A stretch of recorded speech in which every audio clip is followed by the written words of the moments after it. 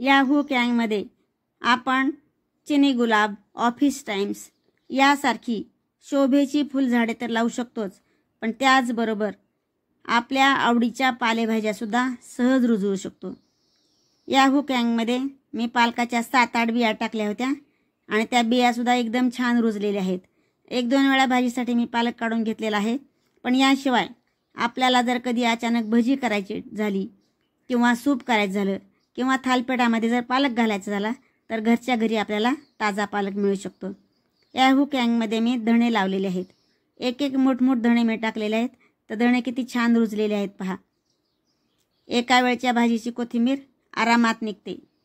अशा प्रकारे या हुक हँगमध्ये आपण कोणत्याही आवडीच्या भाज्या, मेथी, पालक, शेपू, राजगिरा कोणत्याही भाज्या लावू शकतो आणि घरच्या घरी ताजा भाजीपाला मिळवू शकतो। तुम्ही सुद्धा एकदा नक्की प्रयत्न करून पहा। तुमच्यासुद्धा बागेत हुक हँगमध्ये अशा प्रकारच्या पालेभाज्या नक्कीच रुजतील।